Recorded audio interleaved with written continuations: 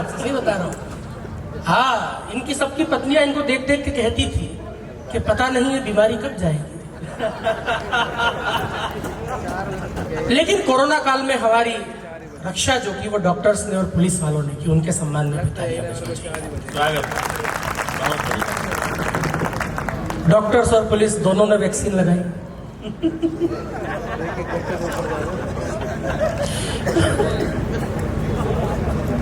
जब तक ताली नहीं बजाओगे हाथ यूं के यूं रखूंगा मैं।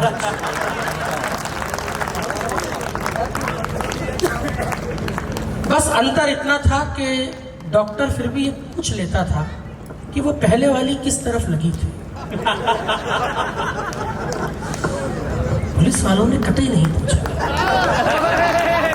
जो घर से हलवा लेने निकले थे वो सूजी लेके लौटे, और जो सूजी लेने निकले थे वो सूजी हुई लेके लौटे। लेकिन आपने अद्भुत इस आयोजन को सुना है। आइए अब मैं मोनिका दहलवी जी को आमंत्रित करने का मन बनाऊं, केवल 4 पंक्तियां उनके स्वागत में पढ़ूं। प्रेम की, मोहब्बत की, श्रृंगार की। तालियां आपसे कैसे बजवानी है वो ये सारे हुनर जानती हैं, लेकिन इस समय भैया आप एक अकेले क्यों बैठे हैं? आपके सामने आ जाइए। हाँ, ये एक अलग ही निर्दलीय फंसा हुआ है। आगे आ जाए बेटा सामने जी। नहीं सर, वैसा तो कुछ भी नहीं कहूंगा आपसे, तो और कुछ नहीं कहूंगा सर। आप मुस्कुरा रहे हैं पत्नी के साथ बैठ के, ये बड़ी बात है। आदमी पत्नी के साथ बैठ के वरना दो ही स्थिति में हंसता है दमदार भैया, जब कि तब पत्नी नई है या फिर उसकी नहीं है।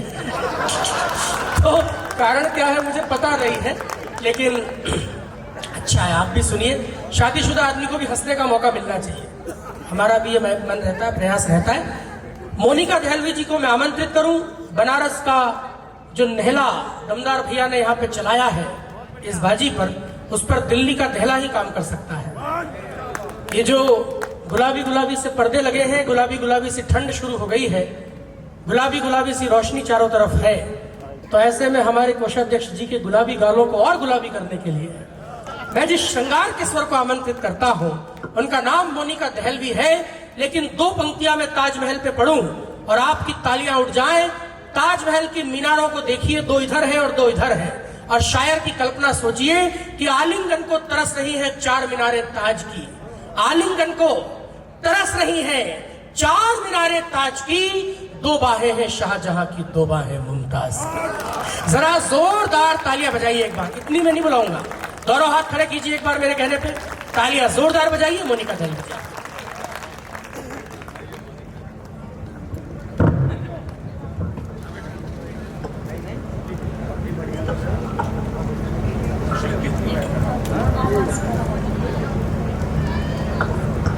माइक वाला अब भी सेट कर। पुनः आपको प्रणाम करती हूँ। बहुत अच्छा आप लोगों ने अभी तक कवि सम्मेलन सुना जी, और जो लोग जा चुके हैं उनको भी प्रणाम करती हूँ, और जो बैठकर सुन रहे हैं उनको विशेष प्रणाम करती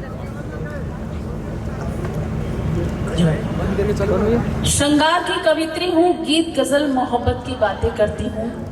4 पंक्तियों से आपसे जुड़ने का प्रयास करूंगी। उससे पहले जी महाराजा अग्रसेन भगवान के चरणों में 4 पंक्तियां पढ़ना चाहती हूँ, उनका आशीर्वाद चाहती हूँ, और मैं चाहती हूँ कि आप सब भी सम्मिलित हो जाएं, क्योंकि मैंने उस गीत की बहुत ही सरल भाषा में लिखने का प्रयास किया है ताकि आप भी सम्मिलित हो सकें। मैं पढ़ती हूँ और आपका भी समर्थन चाहती हूँ, सुनिएगा। बिल्कुल स्वागत है। अग्रसेन महाराज आपकी करते जय जयकार। बहुत अच्छे। अग्रसेन महाराज आपकी करते जय जयकार। हमारी सुन लो करुण पुकार, हमारी सुन लो करुण पुकार। आप सभी पढ़ सकते हैं। मैं फिर से प्रयास करती हूँ आपके दिल तक पहुंचे, सुनिएगा। अग्रसेन महाराज आपकी करते जय जयकार। हमारी सुन लो करुण पुकार, हमारी सुन लो करुण पुकार। 1 रुपया 1 ईंट का दिया हमें उपहार। हमारी सुन लो करुण पुकार, हमारी सुन लो करुण पुकार। और क्या निवेदन करते हैं हम उनसे, पढ़ती हूँ, सुनिएगा। अग्रसेन महाराज आपकी करते जय जयकार, हमारी सुन लो करुण पुकार। देने को बस हाथ बढ़ाए, हर मुश्किल में साथ निभाए। देने को बस हाथ बढ़ाए, हर मुश्किल में साथ निभाए। बहुत अच्छा। कोई दर से लौट न जाए हो करके लाचार, हमारी सुन लो करुण पुकार, हमारी सुन लो करुण पुकार। बहुत अच्छा। बोलिए अग्रसेन महाराज की जय। बहुत अच्छा जी। जैसा कि मैं श्रृंगार की कवित्री हूँ, 4-4 पंक्तियों से आपसे जुड़ने का प्रयास करूंगी। निवेदन की 4 पंक्तियां पढ़ देती हूँ, सुनिएगा। स्वागत स्वागत। कि चाहत में तेरी खुद को डुबोते चले गए। हाँ, किसकी चाहत? इन्हें बताओ, कमेटी में इतने लोग हैं, देखिए सब कंफ्यूज होते हैं। आदित्य को आपने बहुत देर से माइक दे रखा है और काफी देर से बोल भी रहे हैं, लेकिन कुछ लोगों को बोलने की आदत होती है बीच बीच में। मैं तो बस इतना ही कहना चाहूंगी आदित्य से जी कि मेरी आंखों में उलझेगा, सुलझना भूल जाएगा। मेरी आंखों में उलझेगा, सुलझना भूल जाएगा। मोहब्बत अपनी महबूबा से करना भूल जाएगा। और जरा सी देर भी तुमको नजर भर देख लूंगी तो मुझे डर है तुम्हारा दिल धड़कना भूल जाएगा। तो ये गलतियां मत करो। मैं चाहती हूँ कि आपका ये तुम्हारे शहर में काली घटा छाती तो होगी। जवाब दे दूं? तालियां कौन बजाएगा? तुम्हारे शहर में काली घटा छाती तो होगी, हुस्न की रोशनी चांदनी में नहाती तो होगी। और इनके सामने कुछ भी कह लो भले आप, अकेले में हमारी याद आती तो होगी। क्या बात है, क्या समर्थन किया आप लोगों ने। अब जवाब चाहिए आपको। होगा। अगर मैं जवाब दे दूं तो आपका समर्थन मुझे मिलना चाहिए। अरे पूरा समर्थन। अकेले में याद आने की बात करते हैं जी। 4 पंक्तियां पढ़ना चाहती हूँ। गलत समय पे टाइमिंग इनकी गलत रही थोड़ी सी। इनकी एज देखिए। वजह कोई नहीं है मुस्कुराना छोड़ दे पगले। अच्छा। वजह कोई नहीं है मुस्कुराना छोड़ दे पगले, मेरी गलियों में अब चक्कर लगाना छोड़ दे पगले। अच्छा। और तुझे तुझे तुझे इनकार कब करती, तू बस पहले नहीं आया, किसी की हो चुकी हूँ आजमाना छोड़ दे पगले। ठीक है, प्लॉट की रजिस्ट्री होगी तो क्या लीज रेट तो ले सकते हैं, इसमें क्या बात है। पढ़े लिखे लोग हैं। अब देखो क्या है, आदित्य की बातों से लग रहा है कुछ भी बोल रहे हैं। ऐसा लग रहा है कि मैं बता देती हूँ पंक्तियों में ये कहाँ से। मुझे इसी बात के पैसे दिए हैं सुनील गोयल जी। आप इनकी बातों से समझ जाएंगे, मेरी पंक्तियों से समझ जाएंगे कि ये कहाँ से आए हैं। अच्छा। दीवानों में ढूंढो इनको, दीवानों में मिलते हैं। हाय हाय। दीवानों में ढूंढो इनको, दीवानों में मिलते हैं। मेरे छोड़े ठुकराए सब मैखानों में मिलते हैं। अरे 2 पंक्तियां और बाकी। मेरे छोड़े ठुकराए सब मैखानों में मिलते हैं। और सच्ची मोहब्बत करने वाले ये न समझना बस तुम हो, तुम जैसे जाने कितने पागल खानों में मिलते हैं।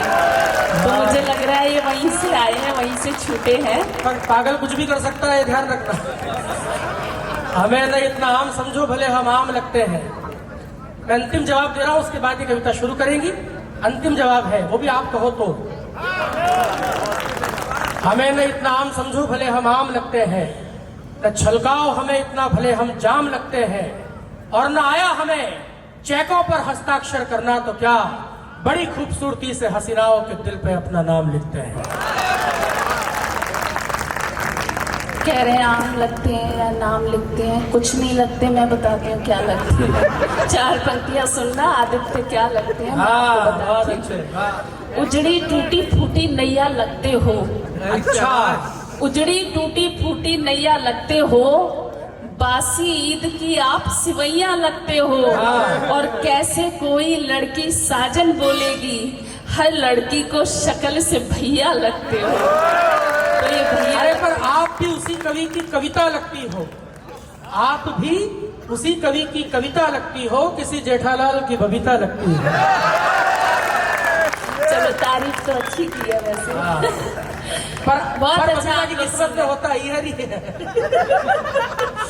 हाँ, अच्छा आइए, ये सब देखिए, पंची चीजें हैं। मुझे लग रहा है कि आप तो लड़वाने के लिए बैठे हुए हैं, दोनों की तरफ तालियां बजाए जा रही है, लेकिन ऐसा कुछ नहीं है। आपके दिल तक पहुंचने का ये प्रयास जी, था, और मैं समझ रही हूँ, और मुझे लग रहा है कि आपके दिल तक मैं पहुंच चुकी हूँ।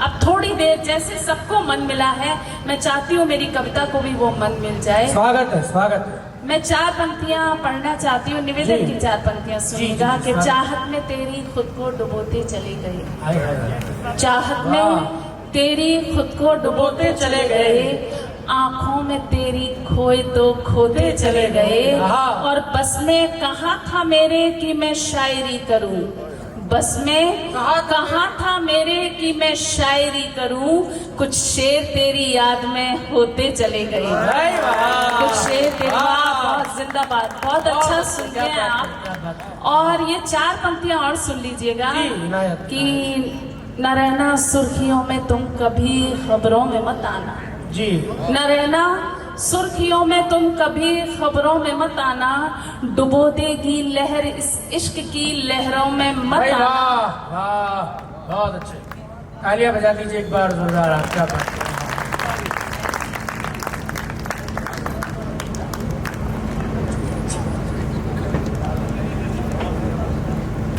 भाभी जी पैसे नहीं मैं भूलता थोड़ी हूँ कि मैं बनिया हूँ। ये प्रेम पैसों से ज्यादा अनमोल है। न रहना सुर्खियों में तुम कभी खबरों में मत आना, डुबो देगी लहर इस इश्क की लहरों में मत आना, और जमाना प्यार करने वालों को जीने नहीं देता, जमाना प्यार करने वालों को जीने नहीं देता, मुझे देखो मोहब्बत से मगर नजरों में मत आना, मुझे देखो मोहब्बत से भाई लगे रहो।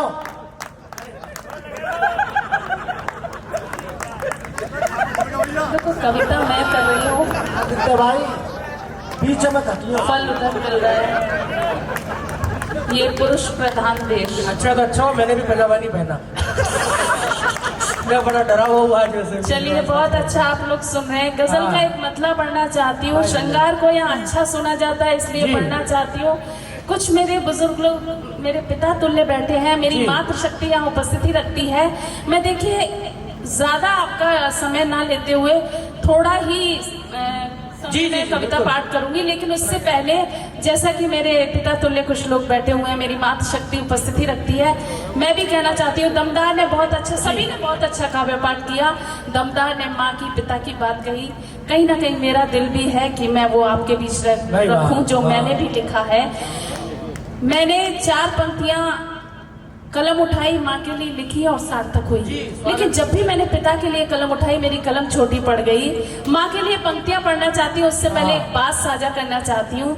एक बार छोटे भाई ने बड़े भाई से प्रश्न किया कि भैया माँ जब भी गोदी उठाती है पीठ पर बिठाती है, पिता जब भी गोदी उठाते हैं कांधे पर बिठाते हैं, ऐसा क्यों?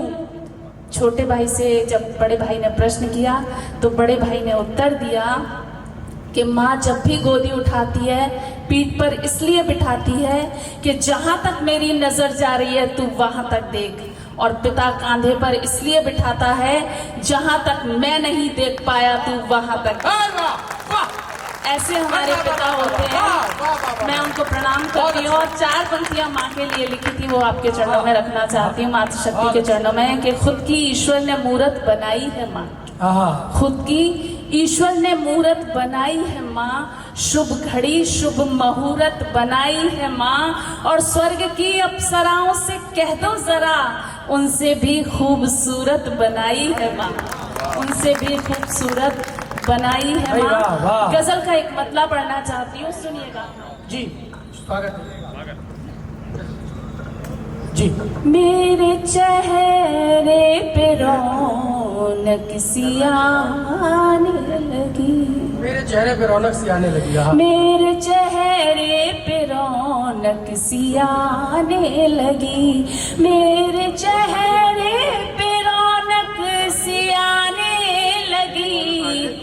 इश्क जब से हुआ मुस्कुराने लगी, इश्क जब से हुआ मुस्कुराने लगी। और शेर सुनिएगा, चांद शब से जो कल हो रहा था जुदा, चांद शब से जो कल हो रहा था जुदा, चांद शब से जो कल हो रहा था जुदा, जाने क्यों आपकी याद आने लगी, जाने क्यों आपकी याद आने लगी।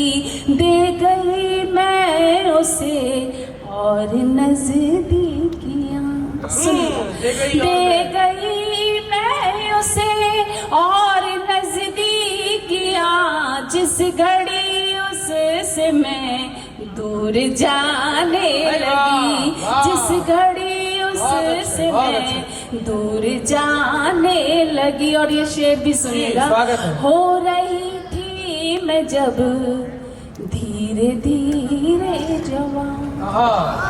काफी पुराना शेर है। हाँ, ये शेर पहुंच गया उन तक। हो रही थी मैं जब धीरे धीरे जवान, एक नजर दिल मेरा खटखटाने लगी, एक नजर दिल मेरा खटखटाने लगी। और ये शेर भी सुनिएगा, याद तेरी अकेले में आ जाती है, याद तेरी अकेले में आ जाती है, अब तो तन्हाई भी दिल लुभाने लगी, अब तो तन्हाई भी दिल लुभाने लगी। गजल खत्म, तालियां बजाइए। देखिए, बहुत अच्छा आपने अभी तक सुना। बस 4 पंक्तियां आपके लिए पढ़ना चाहती हूँ, बल्लभगढ़ वालों के लिए पढ़ना चाहती हूँ। ये 4 पंक्तियां कि तुम्हारे प्यार में कहते तो मर जाती नहीं जाती। सुनिएगा,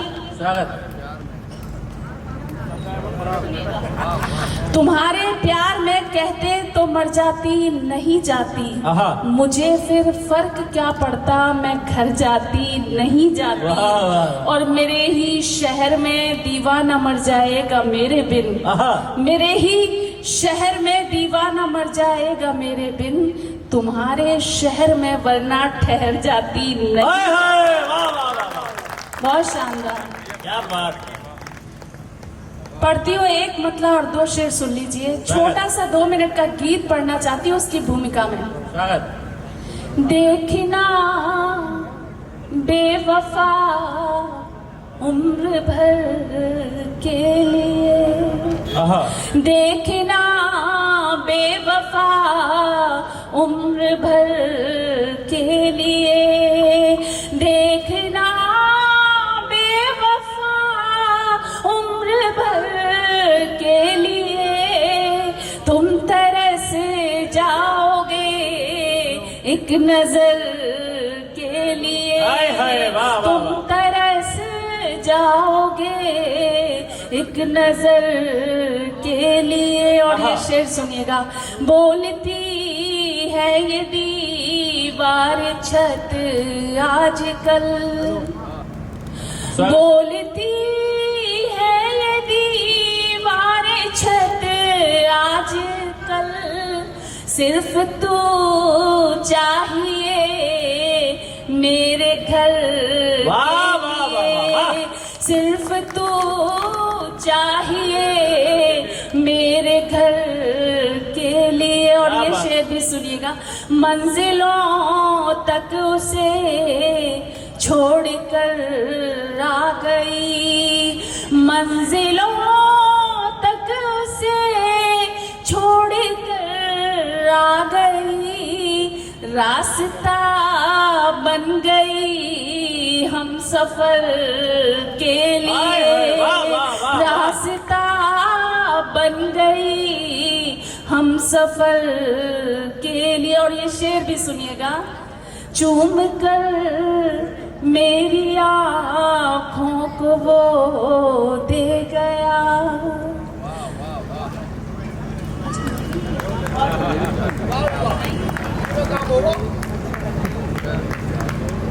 सुन लीजिए, जो लोग बातें कर रहे हैं बस उनसे इतना ही कहना चाहूंगी, बताओ क्यों भला पैदा ये तुम हालात करते हो।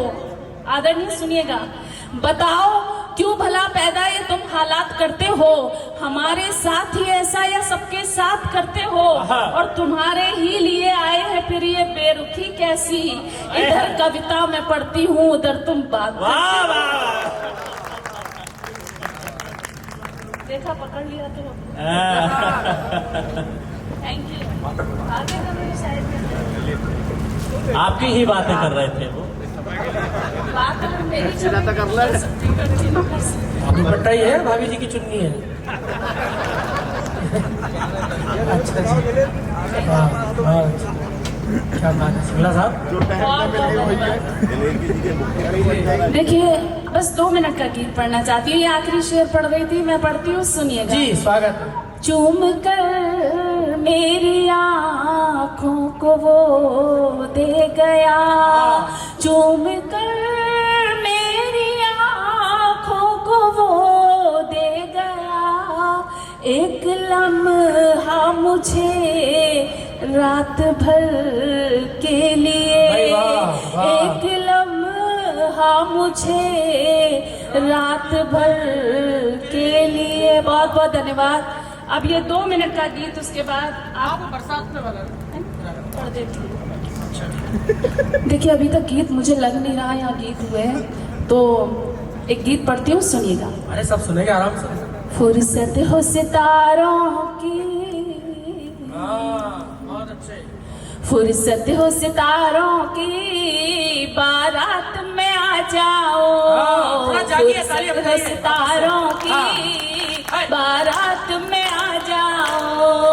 तुम चांद देखना है तो रात में आ जाओ। तुम चांद देखना है तो रात में आ जाओ। बंद सुनिएगा। कितने ही बादल चले गए पुकार कर, अब के भी सावन गुजार दिया तन्हा। कितने ही बादल चले गए पुकार कर, अब के भी सावन गुजार दिया तन्हा। 16, 17, 18, 3 साल यार मैंने तेरे बिन यौवन गुजार दिया तन्हा।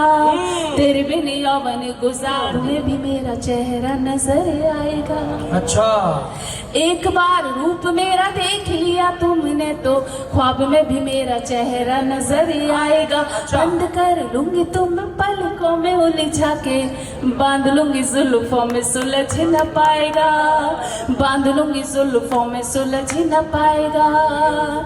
बाहों में भर लूंगी, बस हाथ में आ जाओ। बाहों में भर लूंगी, बस हाथ में आ जाओ। तुम चांद देखना है तो रात में आ जाओ।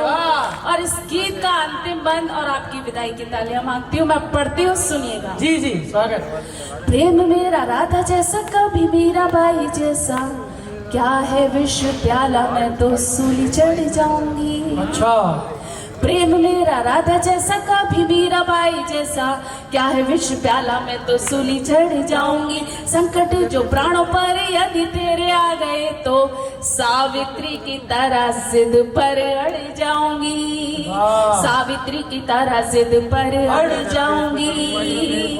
दुनिया से लड़ लूंगी, तुम साथ में आ जाओ। दुनिया से लड़ लूंगी, तुम साथ में आ जाओ। तुम चांद देखना है तो रात में आ जाओ। बहुत अच्छा,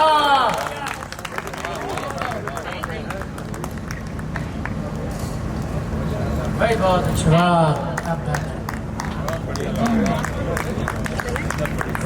बहुत अच्छा कार्यपाठ किया।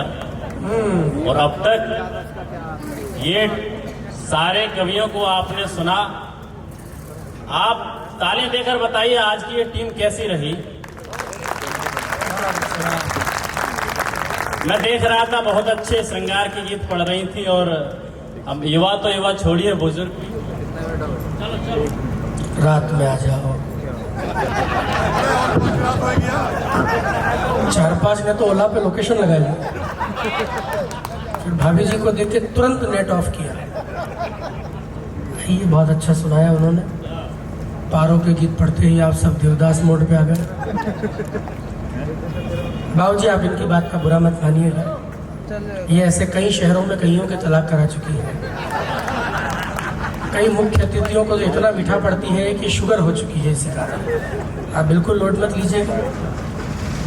मेरे हिस्से में बचे हुए श्रोताओं,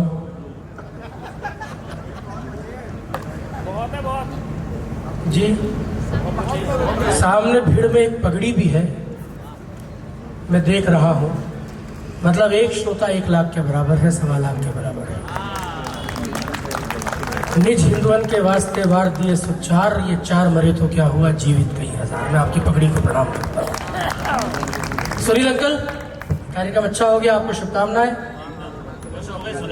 अब थोड़ा पेमेंट देते समय आप ये ध्यान रखें कि आपने बुलाया तो 4 तारीख में था। 5 का ही पेमेंट देना पड़ेगा। 2 दिन हो गए हैं, थोड़ा जीएसटी वीएसटी जोड़ दीजिएगा।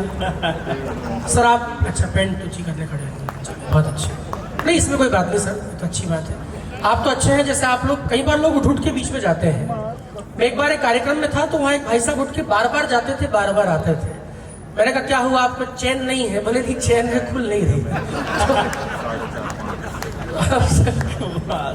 बहुत संकट होता है। मैं एक तो और थे, वो भी ऐसे उठ के जाते थे, वो भी रोता हुआ मुंह बना के। मैंने कहा आपको क्या हुआ, आपकी नहीं खुल रही? बोले नहीं लगाने में जल्दबाजी हो। तो कई बार क्या है कि नहीं, मैंने कहा कि इतने आप मन से सुन रहे हो, अच्छी बात है। आइए, सबने आपको थोड़ा थोड़ा सुना दिया है। बेटा जल्दी आ जा, फटाफट पानी की बोतल रख जा। हाँ, सब कवियों ने खूब पानी पिया आज। ये बल्लभगढ़ के श्रोता हैं, अच्छा वो पानी पिला देते हैं। बहुत अच्छा। चापलूसी पार्ट 2। आइए, मैं कुछ कहूंगा नहीं क्योंकि ये सब चापलूसी करेंगे। मैं तो समाज का बेटा हूँ। क्या बात है। अपने समाज का बेटा जब कविता पाठ करता है तो उसका स्वागत कैसी तालियों से होना चाहिए, ये बताने की आवश्यकता है। चापलूसी पार्ट 3। आइए, मैं भी सुनाता हूँ। सबने थोड़ा थोड़ा सुनाया है, सुनिए। स्वागत। कि जो बात मानती हो वो घर वालियां मिले। इसमें क्या हो, सामने से भी आ रही है तार। अच्छा ये उस व्यक्ति ने की है जिसकी अभी तक शादी नहीं हुई है। हम दोनों साड़ू भाई हैं। क्या बात है। तुम्हारे साथ करते रहेंगे तो होगी भी नहीं। ये खुद ही नहीं करते। मैंने पूछा शादी क्यों नहीं करते? बोले यार ठंड में पत्नी ठंडे ठंडे पैर लगाती है। अब करा लो आप शादी। फिर भाई कमाल हो, भाई कमाल। एक बार जोरदार तालियां भाई आदित्य जैन के लिए। जिनकी शादी हुई उनसे पूछो उनके क्या हाल है। विवाह एक ऐसे चिंगम है जिसको शुरू में चबाते हैं तभी रस आता है, बाद में ऐसी स्थिति हो जाती है कि न थूक सकते हैं न दूसरे को चिपका सकते हैं। हाँ, तो भारत में दोनों ही काम करते। सर आपने भी सर हिलाया इस बात पर, मैं देख रहा हूँ। सुनिए, आइए जी सुनिएगा। कि जो बात मानती हो वो, थोड़ा सा इको बढ़ाओ भैया इसमें, है ना। आप बिल्कुल ऐसे निवृत्त होकर बैठ गए जैसे 3 बेटियां ब्याह दी हो आपने। माइक वाला बढ़िया ढूंढा आपने, आदमी ऐसा ही होना चाहिए। कि जो बात मानती हो वो घर वालियां मिले। सिंगला भाई, घर वालियां कहने का कारण है, मुझे थोड़ा समझना शुरू कीजिएगा, बारीक बातों का कवि हूं।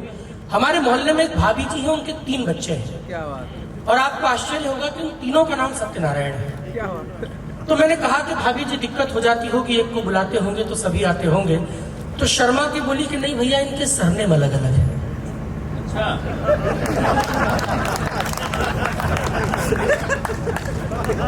मैंने आपसे कहा कि ताली बजाओ। नहीं। बस ठीक है, बहुत अच्छे सुनो कि जो बात मानती हो वो घर वालियां मिले।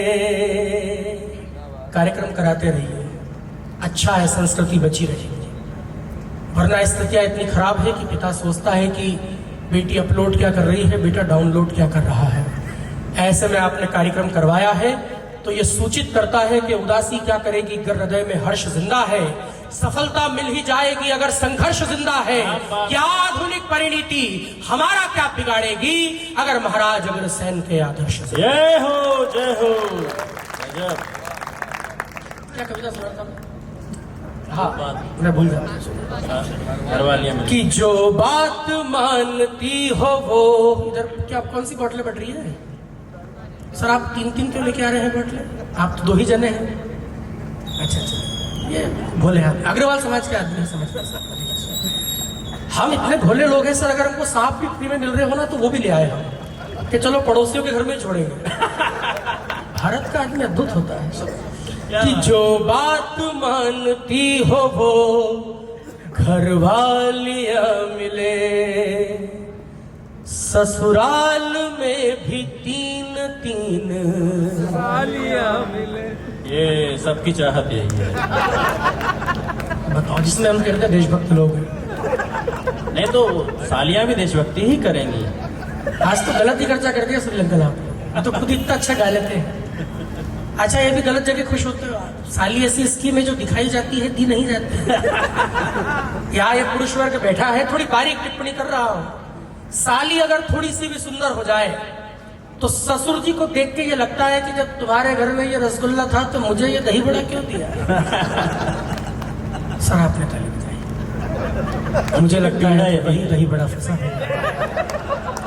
सर मैं भी थोड़ा सा आपका मन लगा दूं। ये क्या कवियों ने इतना प्रभाव डाला है आप पे? रात में आ जाना, बरसात में आ जाना। क्या करूं यार, आइए। मैं उस युवा पीढ़ी से आता हूं सर जहां पे लड़कों से पूछा जाए कि कैसी लड़की चाहिए तो वो कहते हैं जिंदा। देश की हालत क्या पता नहीं आपको। सुनो कि जो बात मानती हो वो घर वालियां मिले, ससुराल में भी 3-3 सालियां मिले। मैं रंग में आ जाऊंगा बस एक शर्त है। मैं रंग में आ जाऊंगा बस एक शर्त है, गर एक बार जोरदार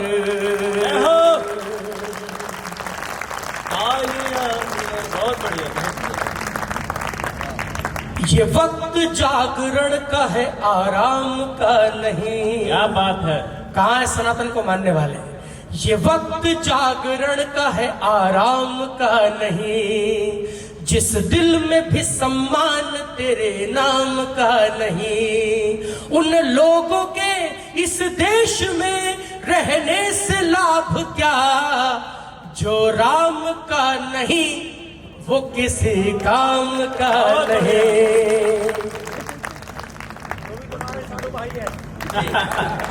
अच्छा, इनकी भी नहीं हुई? पीड़ा समझते। क्या बात है।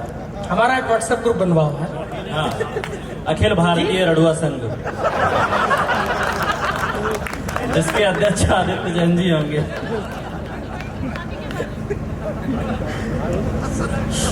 आइए। अच्छा किया सर आपने माला पहना दी, मेरी इज्जत रख लिया, क्योंकि हम क्या वापस सब एक ही गाड़ी से जाते हैं। तो इन सब के तो आ गई थी। ये मुझे देख के कहते कि तेरे नहीं आएगी, तो आपने समाज के बच्चे की इज्जत रख ली सर। क्या बात। प्रणाम करता हूँ। अब मैं आपसे एक निवेदन करूं, देखिए सुनाने के लिए जो ये टोटके हैं ये तो मेरे पास रात भर के हैं। जय हो। लेकिन अगर आप कविता सुनना चाहते हो तो मैं सीधे सीधे कविता शुरू करना चाहता हूँ। स्वागत है, तालियां बजाकर स्वागत कीजिए। ये बल्लभगढ़ के श्रोता हैं, ये विशुद्ध साहित्य कविता ही सुनो। अगर आप टोटके सुनोगे तो मैं पूरी रात कर दूंगा, उसमें दिक्कत नहीं है। लेकिन कविता मैं सुनाने के लिए आया हूँ क्योंकि पहली बार आया हूँ और चाहता हूँ कि दूसरी बार भी आऊँ। आदित्य भाई, आप पहली बार आए हैं, अब आप इतनी बार आएंगे आपको मना करना पड़ेगा कि नहीं अब की बार रहने दो भैया। बहुत अच्छा। चापलूसी पार्ट 4। मैं ये सब कभी पीछे पड़ जाता, मैं कुछ कहता हूँ। मैं पहली पंक्ति पे आपसे मन मांगता हूं, क्योंकि मैं राजस्थान की धरती से आता हूं। स्वागत स्वागत। इन सब कवियों ने आपसे चौथी पे ताली मांगी है, मैं पहली पे मन चाहता हूं। और आपको लगे कि आपके समाज के 27 साल के लड़के ने ठीक कह दिया है सनातन के बारे में, इस देश के इतिहास के बारे में, तो मुझे बताइएगा कि आप सब सुनने की मानसिकता में है कि अकबर भी डर गया तेरी छाती के नाप से। आए हाय वाह, धन्यवाद, आभार। इसलिए कह रहा हूं सर कि इस देश में हीरो चुनना सीखिए। हमने दो दो कौड़ी के लोगों को अपना आदर्श चुन लिया है। वो देखा आपने पाकिस्तान का गायक वायरल हुआ था ना, बदोबदी, चाहत फतेह अली खान, उधड़ा हुआ गायक। इस पाकिस्तान का जहां लोगों को आटा नसीब नहीं हो रहा है। इसी दिल्ली में मुझे इंडिया गेट में एक भिखारी मिला, देवेंद्र भैया। हाँ उस भिखारी ने मुझसे कहा कि भीख दो। मैंने कहा क्यों? बोले मैं पाकिस्तान का हूं। अच्छा, तो मैंने कहा मैं पाकिस्तान का है तो पाकिस्तान में जाके भीख मांग। बोला साहब वहां किससे भीख मांगू, वहां तो सारी भीख मांग। बहुत बढ़िया।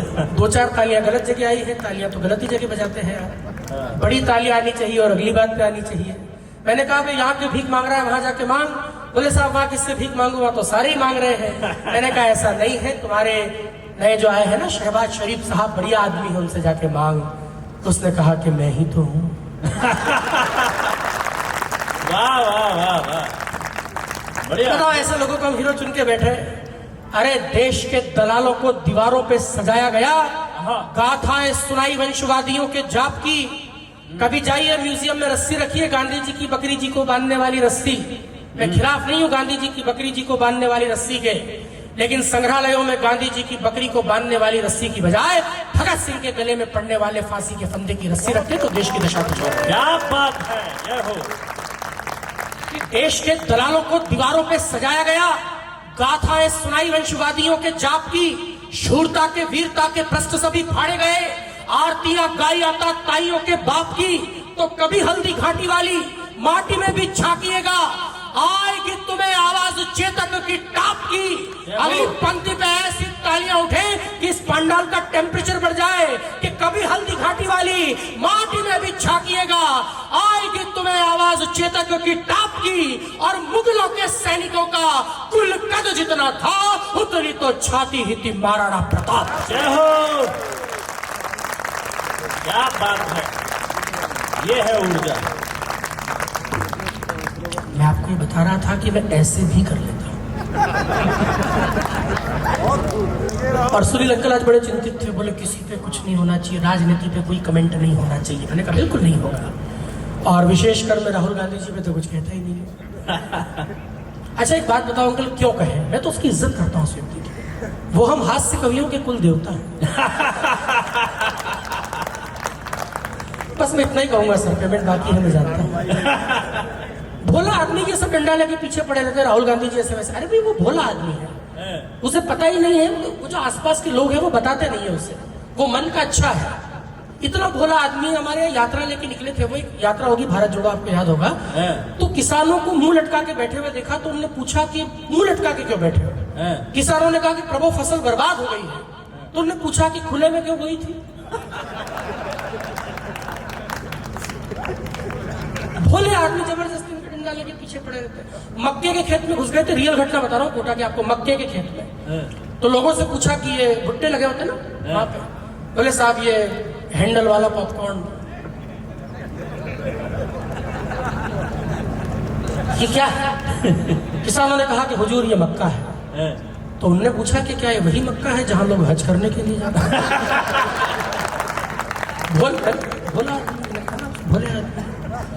बोले नहीं साहब ये वो मक्का है जिसका पॉपकॉर्न बनता है ना, जो तवे पे उछलता है। तो उन्होंने पूछा कि ये पॉपकॉर्न तवे पे क्यों उछलता है? किसानों ने कहा कि बैठ के देखो। तालियां कमजोर है, जोरदार जोरदार। कंफ्यूज तो मोदी जी भी कम नहीं करते हैं। मोदी जी खुद कितना कंफ्यूज करते हैं आप देखो। क्या कहा उन्होंने कि न खाऊंगा न खाने दूंगा, न खाने दूंगा। फिर अगले दिन आए, बोले घर घर शौचालय बनाओ। जोरदार जोरदार, समझ में आया उसे। इतने पढ़े लिखे लोग बच गए इस समय पे, ये बड़ी बात है। आइए मैं 4 पंक्तियां आपको और सुना दूं। मैं पैरोडी सुनाऊंगा आपको, पैरोडी सुनेंगे आप? स्वागत स्वागत, अच्छा सुनेंगे जी, मैं इन दिनों एक शो करता हूँ लपेटे में नेताजी। अगर आप आदेशित करें तो मैं एक तो पैरोडी ऑपरेशन सिंदूर पे सुनाना चाहता हूँ। स्वागत स्वागत। अबे 2-4 लोगों की ताली बजाने से क्या होगा, इतना तो मैं अकेले बजा लेता। सारे बजाओ, एक बार बजाओ तो जी। ये हमारे बीच में 2 और घर की मुद्रा पे आइए सर, स्वागत है आपका सर, प्लीज। देखो मैं खड़ा हुआ तो लोग आ रहे हैं, मैं बरकत का कवि हूं, मुझे बुलाया करो।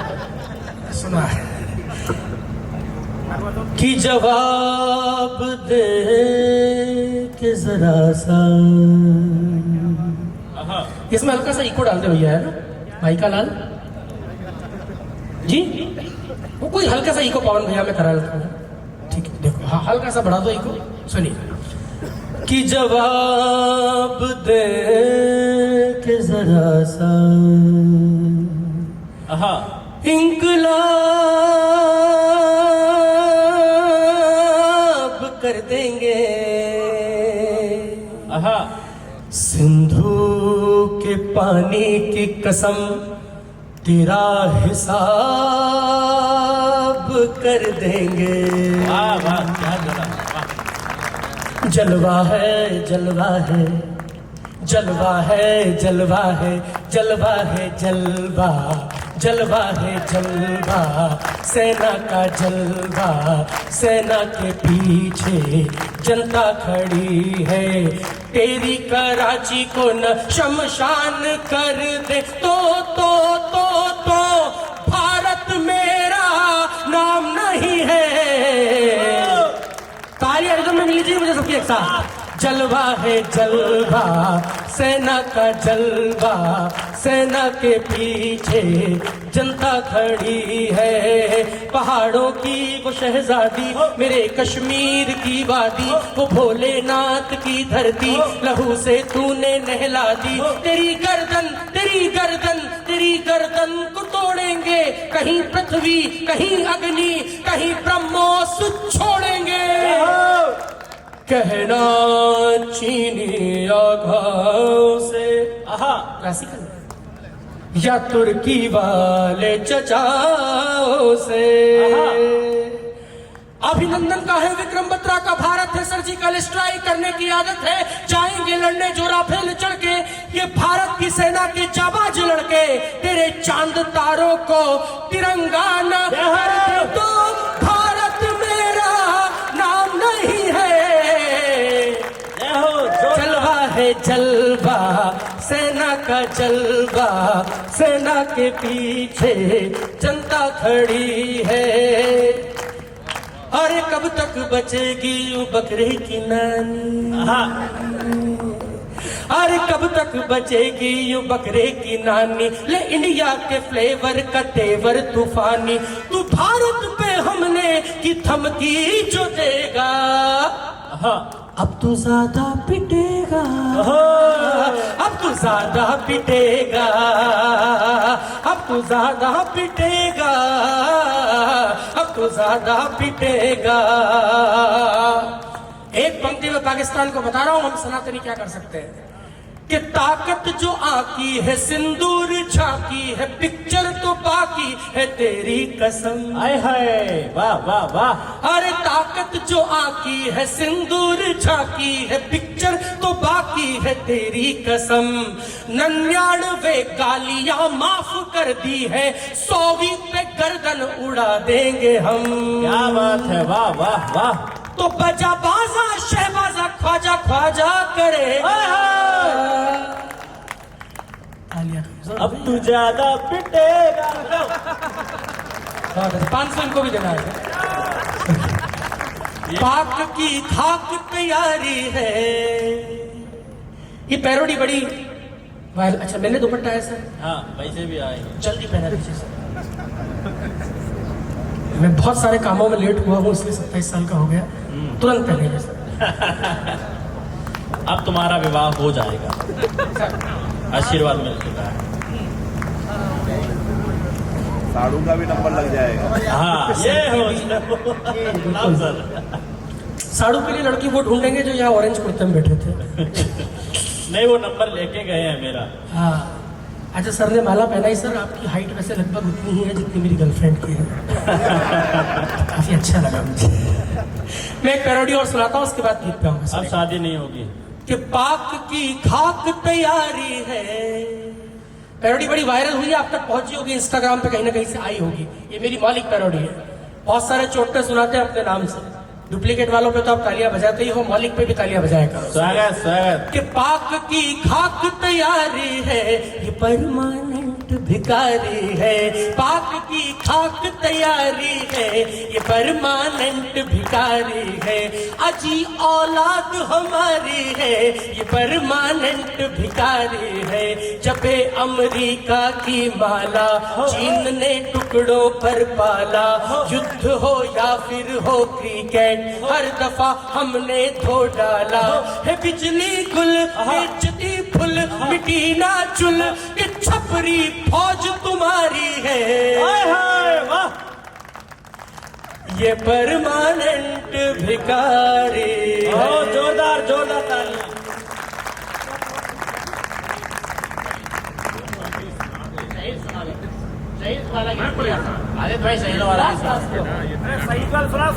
जी हाँ, शहीदों वाला गीत। मैं एक गीत अगर आप चाहें, मैं बिल्कुल, मैंने आपसे कहा प्राण तो पीऊंगा ही नहीं। अगर आप मुझे आदेशित करें तो मैं 1.5 मिनट का एक छोटा सा गीत इस देश के शहीदों के लिए पढ़ना चाहता हूँ। आदेश कीजिए। ताली बजाइए। क्योंकि यकीन मानिए सर, रोज इस देश में 2-2 कौड़ी की पार्टियां भारत बंद करती हैं। लेकिन मैं एक बात कह रहा हूं ईमानदारी से, मुझे पता नहीं आप में से कितने लोग समझेंगे, लेकिन जो पढ़े लिखे लोग समझेंगे, शायद आपकी तालियां मुकर हो जाएं। भारत बंद रोज पार्टियां करती हैं, आज इस बात पे भारत बंद, कल उस बात पे भारत बंद। अगर पूछा जाए, हिम्मत की जाए, तो देखा जाए तो भारत बंद करने का हक केवल सैनिकों को है। वो सीमाओं पे भारत को बंद करके बैठे, अगर वो सीमाओं पे भारत को खोल दें तो ये हमारी ताकत नहीं कि हम यहाँ पे बैठ के इस तरीके से तीज और त्योहार को मना सकें। क्या बात है, बहुत बढ़िया।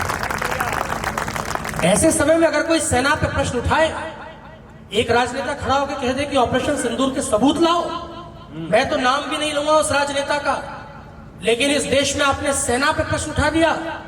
आसान है क्या सैनिक होना? अरे काल के कपाल पर क्रूरता की काली माए, भोर में उठे तो फिर शाम नहीं होती है। इन वर्दियों पे तारे तब लगते हैं जब सीने से गोली छलनी हो जाती है और इंसान तारा बन जाता है। वाह वाह वाह वाह। काल के कपाल पर क्रूरता की काली माए, भोर में उठे तो फिर शाम नहीं होती है। अरे खून से महकती है वर्दियां सिपाहियों की, सत्ता के दलालों से नीलाम नहीं होती है। कोई न की शहादतों पे प्रश्न ना उठाइएगा, शहादत सैनिकों की आम नहीं होती है।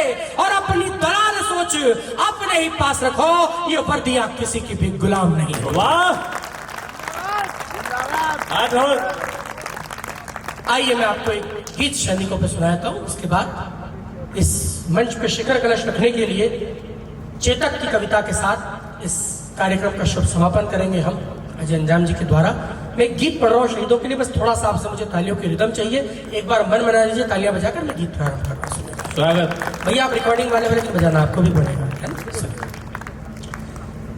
कि प्राण जिनने दिए हैं वतन के लिए, प्राण जिनने दिए हैं वतन के लिए, प्राण जिनने दिए हैं वतन के लिए, शब्द छोटे हैं उनको नमन के लिए। प्राण जिनने, तालियां थोड़ी बड़ी कर दीजिए, मन में आ जाए। प्राण जिनने दिए हैं वतन के लिए, जिनने सीने पे खाई कई गोलियां, बर्फ की चोटियों में दफन हो गए। शीश चाहे कटाया झुकाया नहीं, जो धरा पर गिरे और गगन हो गए। सारे तीर्थों से पूजित वो अर्थी हुई, सारे तीर्थों से पूजित वो अर्थी हुई, जिसने पाया तिरंगा वतन के लिए, प्राण जिनने दिए हैं वतन के लिए। हमारे परिवार की बच्ची है सर, उसको नई नई शादी हुई, पति सीमा पे गया है और वो शहीद हो गया है। उस नई नई शादी की गई बच्ची के दिल पे क्या बीतती है, बस आप ये महसूस कीजिए। मंच पे मैं हंसी ठिठोली के लिए कुछ भी कहूं, लेकिन मेरी बड़ी बहन मोनिका जी मंच पे, सामने कुछ बहनों की उपस्थिति है। उस पारिवारिक दर्द को कौन समझ सकता है महिलाओं के अलावा? मैं आपके चरणों में रखा हूं इन पंक्तियों को सुनेगा। स्वागत। कि ये तो शुरुआत है नई जिंदगी, वो जो घर आएंगे खुशियां घर आएंगी। ये तो शुरुआत है नई जिंदगी, वो जो घर आएंगे खुशियां घर आएंगी। उस बिचारी दुल्हन को नहीं था पता, अब के सीमा से अंतिम खबर आएगी। वाह वाह। हाथ की मेहंदी रचने से पहले धुली, मोतियों से बिखरने लगी जिंदगी। चूड़ियां भी गई साथ यूं छोड़कर, हार करके सिसकने लगी जिंदगी। जोरदार ताली। उसके दिल की दशा भी जरा सोचिए, क्या दर्द है सर उस बच्ची का, कि उसके दिल की दशा भी जरा सोचिए। जिसने देखे थे सपने सजन के लिए, प्राण जिनने दिए हैं वतन के लिए। गीत लंबा है, मैं इसके अंतिम मंदों में इस गीत को ले जाके इसका समापन करता हूं। दर्द यह है सर कि शहीद का शव ढेरी पे रखा है, घर में कोई कुछ बोलने की हिम्मत ही नहीं करता। सर मुझे माफ कीजिएगा, आप उठ के जा रहे हैं, लेकिन मैं शहीदों के लिए पढ़ रहा हूँ। अच्छा सर, आप उंगली उठा दी तो फिर तो क्या कहूँगा? आउट। जी सर, ग्रीन बोर्ड है। जी ग्रीन बोर्ड है। नहीं कोई बात नहीं सर। नहीं वो हाँ, रात काफी हो चुकी है, काफी देर से बैठे हैं तो नहीं प्राकृतिक पीड़ाओं को नहीं रोकना चाहिए सर। टेंट वालों का भी खर्चा ज्यादा हो जाता सारा है। ही काफी है। अब थोड़ा सा मन ऐसा हो जाता है सर, मैं गीत सुना रहा था बीच में, एक गीत ऐसा मन होता है सर कि एक व्यक्ति भी यहाँ से उठ के वहां चला जाता है तो गीत का मन टूट जाता है। सही बात, एक बार तालियां बजाकर पुनः जी, क्योंकि किसी ने कहा है कि कविता लिखना सरल नहीं है, पूछो इन फनकारों से, ये सब लोहा काट रहे हैं कागज की तलवार। वाह वाह वाह। दर्द इतना है सर कि शहीद का शव ढेरी पे रखा है, कोई कुछ कहने की हिम्मत नहीं करता, छोटा सा बेटा कुछ कहने का प्रयास करता है। स्वागत। और क्यों कह रहा हूं आपके बीच, क्योंकि इस देश में ऐसे बदतमीज राजनेता भी हैं जो कहते हैं कि 20-20 लाख रुपए दे तो दिए शहीदों को, और क्या जान लोगे हमारी। इस मंच के एक बड़े कवि हैं विनीत चौहान, उन्होंने उत्तर दिया ऐसे बदतमीजों को कि तुमने 10-10 लाख दिए हैं सैनिक की विधवाओं को, सोचा कीमत लौटा दी है वीर प्रसूता माओ को, लो मैं 20 लाख देता हूं तुम किस्मत के हेठों को, हिम्मत है तो मंत्री भेजे लड़ने अपने पे। वाह। क्या बीतती है सर उस परिवार को, शव ढेरी पे रखा है सर, कोई कुछ कहने की हिम्मत नहीं कर रहा, बेटा कुछ कहने का प्रयास कर रहा है अपने पिता के शव को देखकर। तालियां वालियां नहीं चाहिए, बस आप मुझे मन से जोड़ दीजिए, मैं आपके मन में उतर जाऊंगा। सुनेगा कि पापा कहते थे जल्दी से घर आऊंगा, पर वो आए। इसको यही रोक दे भैया, तुरंत इस समय रोक दे, जहां है इसको वही रोक दे, बस जहां है वही रोक दे, वापस ले जाए सर, है ना। अच्छी कविताओं पे चाय मत फिर यार, इसको बैठ जा बेटा, तुम नहीं बैठ, बाद में ले आना है ना, बाद में ले आना इसको। एक बार आप तालियां बजा दीजिए, थोड़ा सा मेरा मन भंग होता है। कि पापा कहते थे जल्दी से घर आऊंगा, पर वो आए नहीं, कितने झूठे हैं मां। अब जो आए तो कुछ बोलते क्यों नहीं, अपने बेटे से इतने क्यों रूठे हैं मां। उनसे कह दो मैं फिर जिद करूंगा नहीं, उनसे कह दो मैं फिर जिद करूंगा नहीं, अपनी गोदी में फिर से उठा ले मुझे। जोरदार ताली, जोरदार। उनसे कह दो मैं फिर जिद करूंगा नहीं, उनसे कह दो मैं फिर जिद करूंगा नहीं, अपनी गोदी में फिर से उठा ले मुझे।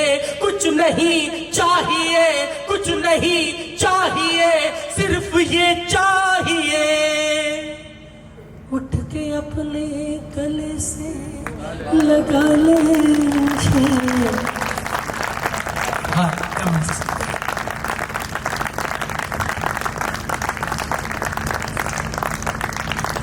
बहुत बढ़िया आदित्य, सामने लोगों की आंखें बंद हो गई। बहुत अच्छे। दो पंक्तियां मैं आपसे पढ़ रहा हूं, इससे बेहतर मैं उस दर्द को बयान नहीं कर सकता कि शव भेजा था और चिट गया है।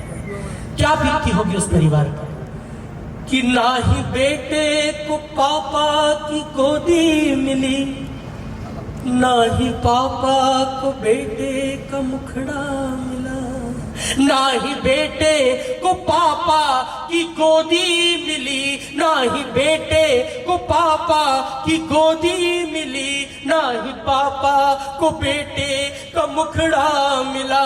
माँ ने भेजा कलेजे का टुकड़ा वहाँ, माँ ने भेजा कलेजे का टुकड़ा वहाँ। जब कफन को उठाया तो टुकड़ा मिला। आभार सत्य कविता सुनते हैं, आपने प्रणाम। जो खरीदे खिलौने अधूरे रहे, जो खरीदे खिलौने अधूरे रहे, घर न आई कलाई बहन के लिए, प्राण जिनने दिए हैं वतन के लिए, सरहदों पर जिन्होंने चढ़ाया लहू, उनकी कुर्बानी नोटों से मत तोलिए। सरहदों पर जिन्होंने चढ़ाया लहू, उनकी कुर्बानी नोटों से मत तोलिए। धरती माता की गोदी में जो सोए हैं, एक स्वर में शहीदों की जय बोलिए। जय हो, भारत माता की जय हो। मैं समापन कर रहा हूं इस गीत को, जरा दोनों हाथों को उठाइए और मुझे तालियों की रिदम दीजिए एक बार शहीदों के लिए। बोला भारत माता की, ये तालियां रिदम में चलनी चाहिए आपकी। भारत माता की।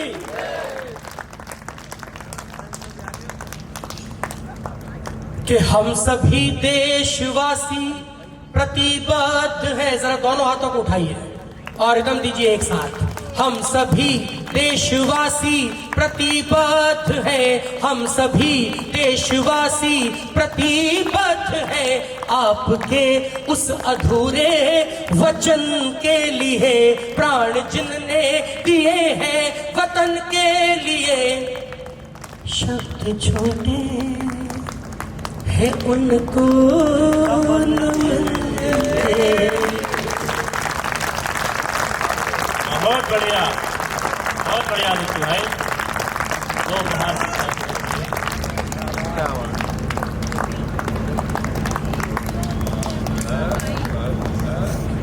हमने माल पाया तुमने माला पाई, जय हो, जय हो। हमने माल पाया तुमने माला पाई। काजा भैया कह रहे हैं कि तुमने माल पाया, तुमने माला पाई है। अरे पर माल से मालाएं खरीदी जा सकती है, समझते नहीं। क्या बात है। मैं बनिया हूँ, भूल कहा जाते हैं। जय हो, जय हो। आइए स्वागत। सर, इतना होने के बाद सिर्फ माला ही लाए थे सर। सबके इतने आए हैं कि मैं तो मांग मांग कर लूंगा, समाज का बेटा। खर्च हो गए अब।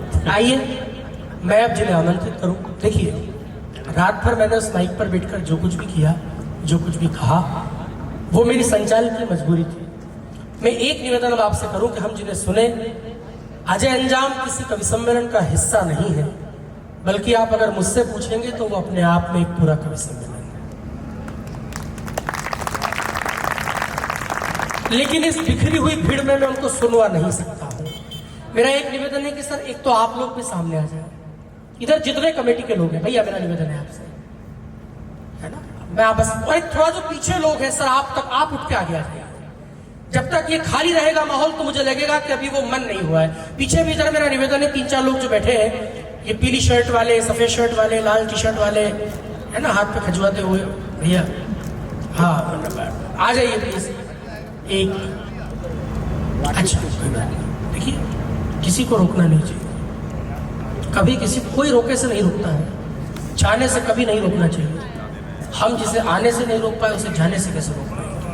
ये प्रकृति का नियम है। इसलिए एक बात ध्यान रखो भैया, ये समिति है, आपके लिए भी कह रहा हूं, समिति के लोग है ना, जीवन भर ये बात ध्यान रखना, बड़ी समिति बनाना बड़ी बात नहीं है, सबको साथ में लेके चलना बड़ी बात है। मैं मजाक नहीं कर रहा हूं, ये सच कह रहा हूं। हर जलन को मशाल करते रहो, आहटों से सवाल करते रहो, बेरुखी से न मर जाए कोई, आदमी का ख्याल करते रहो। जब तक आदमी का ख्याल करते रहोगे तब तक ये संस्था, ये संस्कृति बची रहेगी। आपने संस्कृति बचाई, इसके लिए आपको धन्यवाद।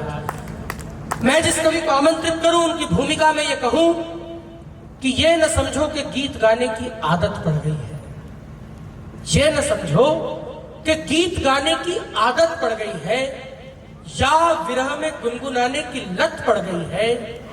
अजय अंजाम लिखे तो ये समझो कि इस देश को कवि की जरूरत पड़ गई है। फिर भी बहुत सारे ऐसे हैं जिन्होंने अब भी ताली नहीं बजाई। मैं अंतिम 4 पंक्तियां पढ़ रहा हूं और अगर अब भी नहीं आई तब तक 4-4 पढ़ता रहूंगा और तब तक पढ़ूंगा जब तक 4 नहीं बज जाएगी। क्योंकि इस आप ही के पास के एक मूर्ख ने कहा था कि राणा सांगा गद्दार थे। आप आदेशित करें तो उस बदतमीज को मैं जवाब देना चाहता हूं। और उन 4 पंक्तियों पे ऐसी तालियां उठे कि अजय अंजाम जी की अगवानी हो, जो औरैया से हमारे बीच आते हैं और वीर रस के अप्रतिम कवि हैं। अरे पौरुष की पुण्यशाली पावन कथाओं पर प्रश्न जो उठाओगे जवानी मर जाएगी। 3-3 बार हकलाने वाले हीरो हमारे आदर्श नहीं हो सकते।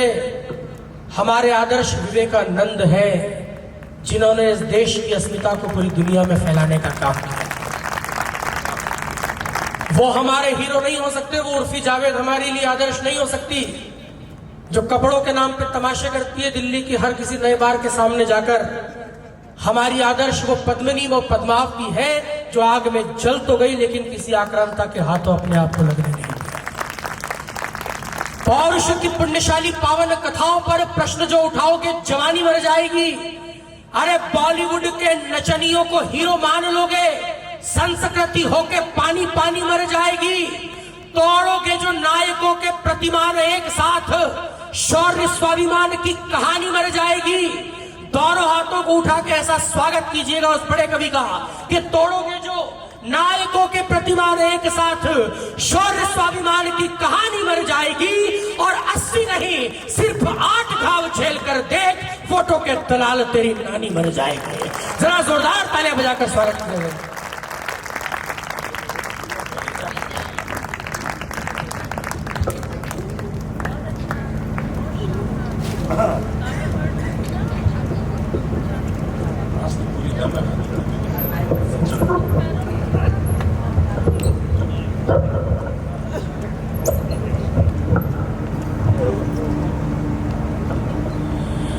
बहुत सारी शुभकामनाएं आप सभी को।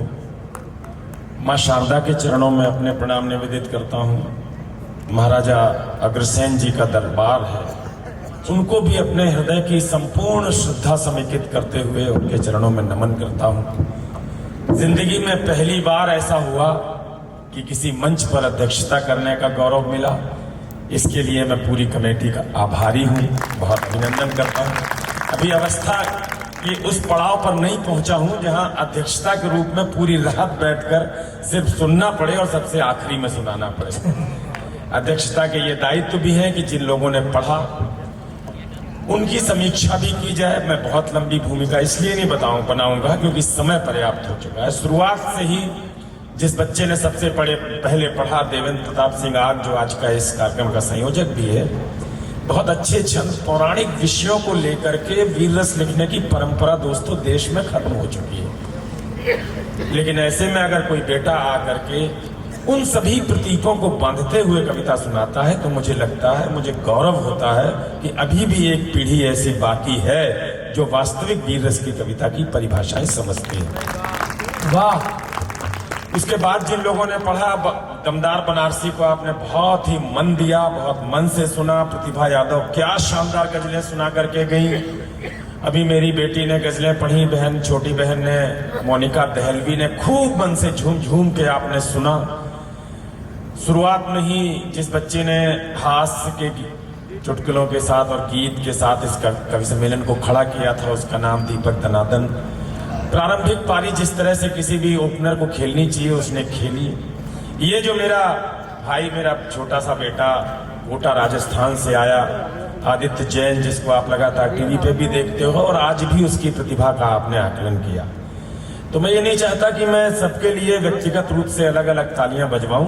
मैं चाहता हूं कि आज के पूरे इस पारायण में अगर आपको ये महसूस हुआ हो कि इस पूरी कमेटी का, गोयल साहब का और जितने भी लोग उसमें जुड़े हुए हैं, सबका प्रयास सफल हुआ, आपको कवि सम्मेलन अच्छा लगा, तो सबके लिए एक बार तालियां बजा दीजिए। मैं सीधे सीधे वाह, स्वागत। जैसा आदेश किया था आदरणीय अध्यक्ष जी ने, मंत्री जी ने, 4 पंक्तियां वहां से निवेदित करता हूं महाराज श्री के चरणों में। मानवता का इतना सुंदर दूजा साज नहीं होगा।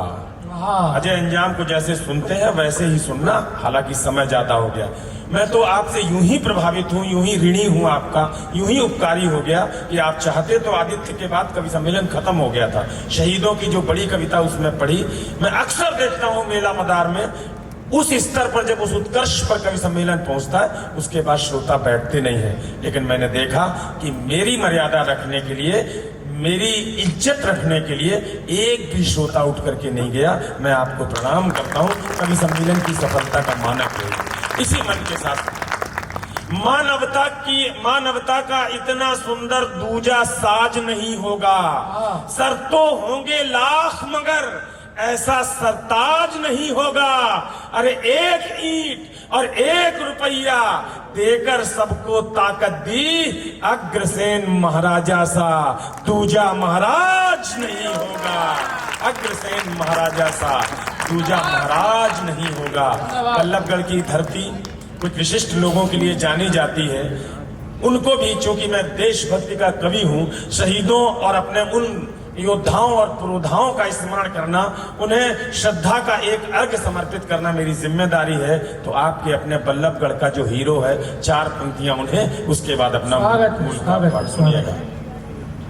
उसकी ताकत भारत माता के चरणों की शान बनी। जो एक नाम ले रहा हूं, अगर बल्लभगढ़ के हृदय में वो नाम धड़कता हो तो 30 सेकंड तालियां बजा करके बताना कि अजय अंजाम 500 किलोमीटर दूर से आए लेकिन सही हीरो का नाम लेकर के गए। भारत माता की, उसकी ताकत भारत माता के चरणों की शान बनी। जान करी कुर्बान देश पर, वीरों का वरदान बनी। जिसने अंग्रेजों के मुंह पर एक तमाचा मारा था, उस नाहर के बल से ही बल्लभगढ़ की है शान बनी। उस नाहर के बल। बहुत अभिनंदन करता हूं, बहुत मन से सुन रहे हैं आप। जहां पर आदित्य ने बात खत्म की थी शहादत की, हो सकता है कि उस परिवार का बेटा मायूस हो जाए। सर बैठ जाइए, sir please. Hello hello sir थोड़ी देर, बस 2 मिनट पढ़ूंगा, मेरे पास ज्यादा समय नहीं है। कहीं नहीं जा रहे हैं, आ रहे हैं वापस। जहां पर बात आदित्य ने खत्म की, हो सकता है कि उस परिवार का बेटा मायूस हो कि पिता चले गए, जिंदगी कैसे कटेगी। लेकिन उस परिवार के 2 चरित्रों पर 2 छंद मैं भी सुनाना चाहता हूं। उसके बाद कविता आपके सामने चेतक वाली। दृश्य वही है, शहीद की सेना में शहादत हुई, ताबूत घर में आया है। घर में एक उसकी पत्नी है जिसकी 3 महीने पहले शादी हुई थी। उसके माथे का सिंदूर और हाथ की मेहंदी अभी मिटी नहीं है। और एक इसकी बुजुर्ग माँ है। उस बेटे का पिता भी सेना में था और वहां शहादत हो चुकी थी। विधवा माँ है और बहू है। भगवान को लगता है कि जिस घर में सिर्फ 2 ही चरित्र थे, वो भी महिला पात्र थे, उन पर इतना बड़ा अगर दारुण दुख पड़ा है तो ये यमराज की गलती है। बस इतना कविता की भूमिका है। भगवान उसी ग्लानि में माँ से पूछते हैं कि माँ, तेरा बेटा शहीद हो गया, इकलौता बेटा था, इसके बदले में तू मुझसे कुछ मांग ले। भगवान का पूछना, माँ का जवाब देना काल्पनिक छंद है, लेकिन अगर महसूस हो जाए कि हिंदुस्तान के सैनिक की विधवा माँ भी ये जवाब दे सकती है, तो आखिरी पंक्ति पर तालियां इतनी बड़ी बजाना कि मुझे 5 घंटे बैठने का दुख और वो पीड़ा मेरे मन से निकल जाए। निवेदित करता हूं, बोले भगवान वीर माता से की वर मांग। सुनना साहिबो, कविता सुना रहा हूं और कुछ मेरे पास है नहीं। बोले भगवान वीर माता से कि वर मांग, माता बोली जाओ तुम्हें कुछ ना बताती मैं।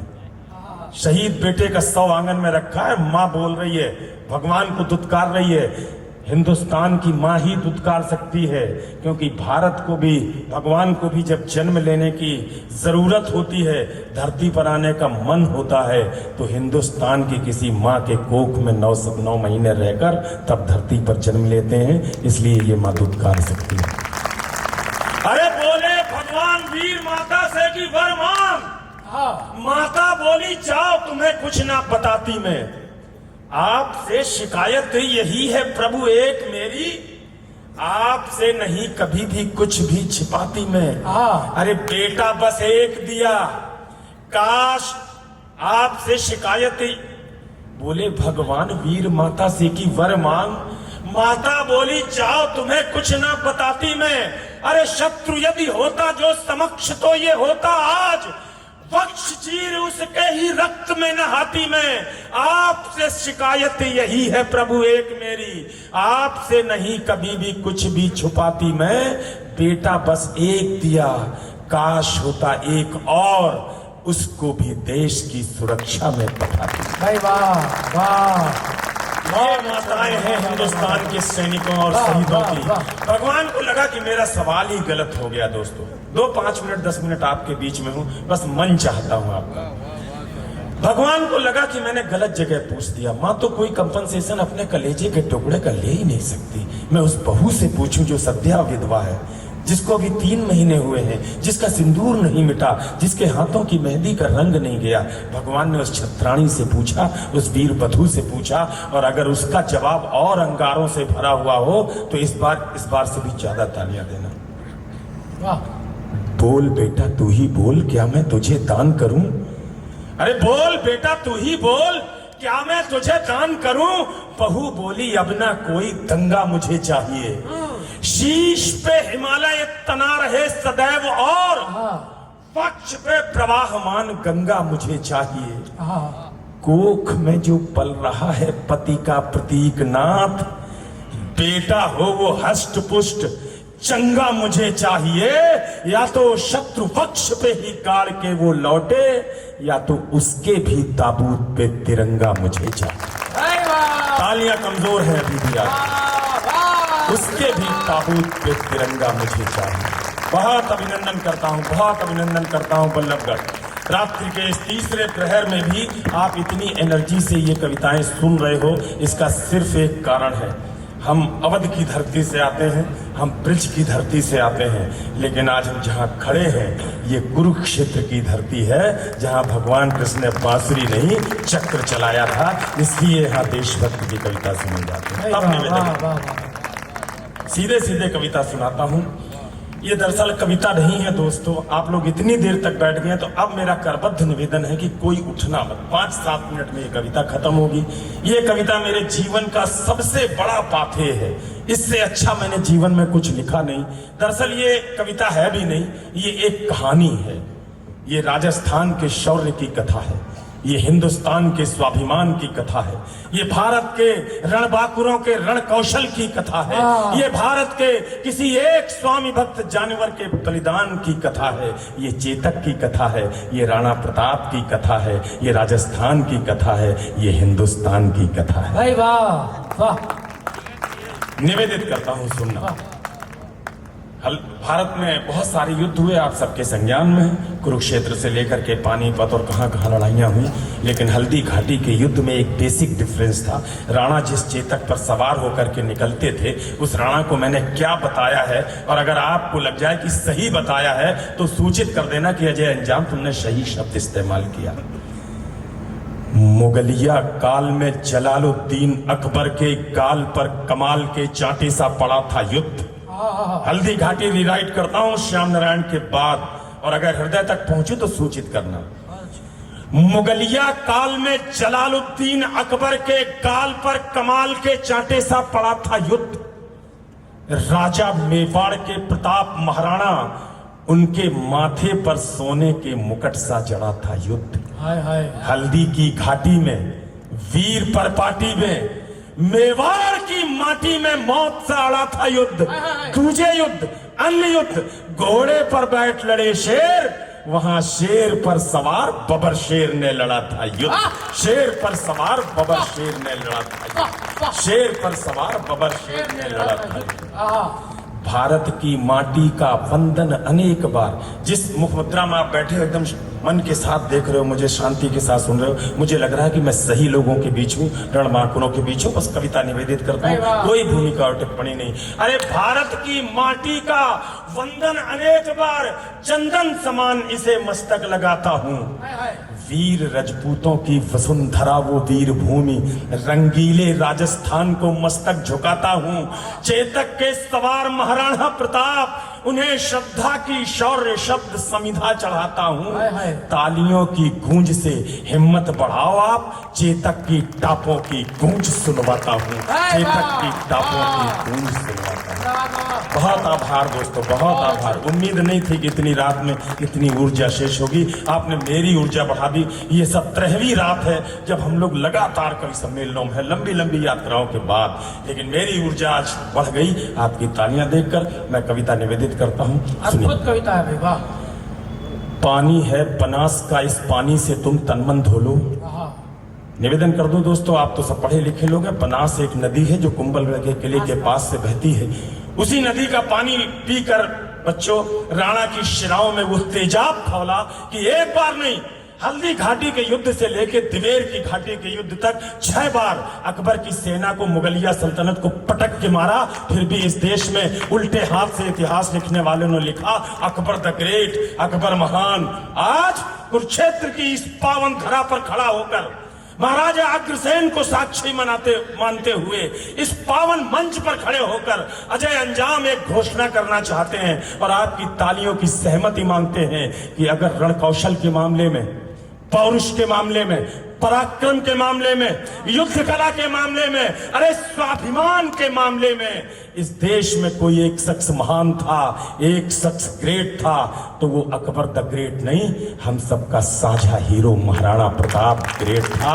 आपकी समेकित तालियां अभिषेक करें इसका। पानी है बनास का, इस पानी से तुम तनमन धो लो। ऊर्जा में रहना दोस्तों, मुझे लगे नहीं कि आप सोने लगे हैं। पानी है बनास का, इस पानी से तुम तनमन धो लो। इस बहादुरी की धरती में तुम पौरुष की फसलें बोलो। तुम वीर पुत्र हो वीरों के, वीरों जैसे निर्भय डोलो। बस एक धर्म है देशभक्ति, तुम उसके अनुयायी हो लो। है प्यार अगर इस धरती से तो फिर दोनों बाजू खोलो। राणा चेतक के साथ साथ भारत माता की। कौन थे राणा प्रताप, निवेदित करना चाहते हैं। शब्दों पर गौर करिएगा दोस्तों। जो सूरज के आगे चलता वो उस रथ का हकवैया था। जो नाव डूबती जाती थी वो उसका प्रबल खेवैया था। उस नर नाहर ने मातृभूमि का पूरा कर्ज उतारा था। राणा प्रताप मेवाड़ गगन पर चमका एक सितारा था। ये उदय सिंह राणा का सुत, उदय सिंह याद है, स्मरण है, ये वही एक बच्चा था जिसकी रक्षा के लिए एक गुजरी धाय ने अपने बेटे चंदन का कलेजा नंगी तलवार के सामने इसलिए बलवीर की रख दिया कि किसी तरह से उदय सिंह की रक्षा हो और उसके द्वारा उसका बेटा राणा प्रताप पैदा हो। और जब पूरे हिंदुस्तान पर मुगल सल्तनत का हरा झंडा फहरा रहा हो, तब मेवाड़ पर हमारे सनातन का भगवा झंडा फहराता रहे। उस पन्नाधाय के लिए आपकी ये तालियां मांगी। ये उदय सिंह राणा का सुत बचपन से ही अभिमानी था। आकाशी विद्युत सा चंचल, यह चक्रवात तूफानी था। ज्यों जन्म लिया अंजनी कोख से वीर व्रती हनुमंता ने, वैसे ही सिंह जना था ये श्री बाई जी जयवंता ने। नेत्रों में प्रबल प्रभंजन था, नेत्रों में प्रबल प्रभंजन था। माथे पर सूर्य चमकता था।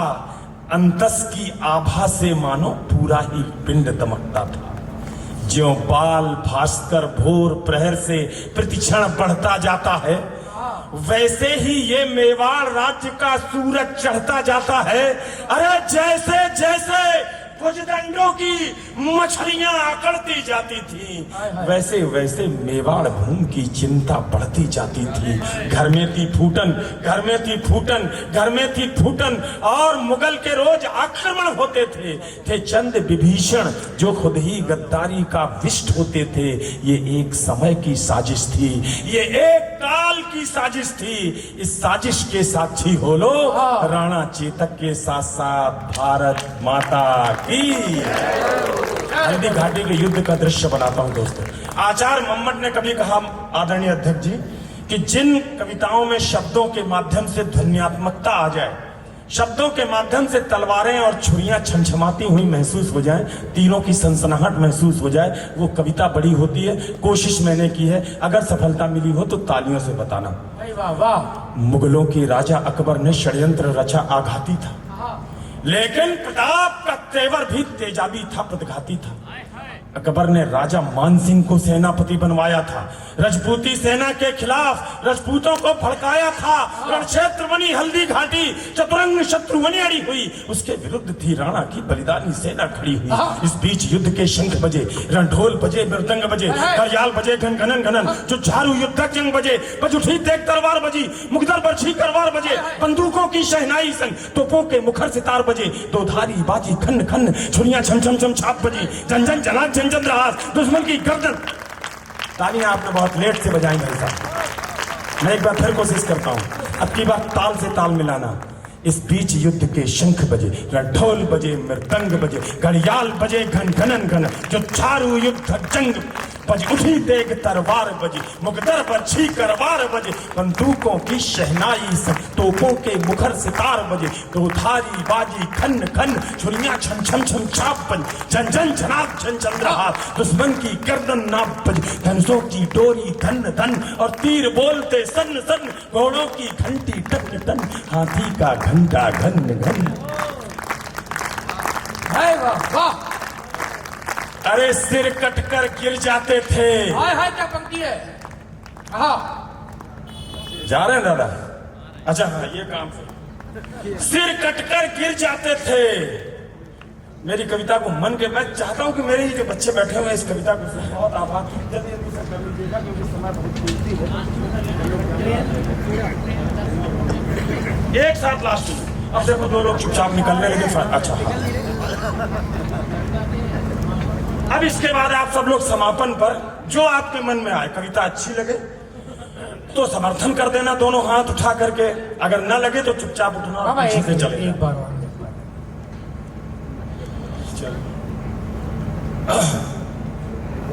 अम्मा नगर आ रहे हैं, पहनने के बाद इतनी आ रही है कि कम बात।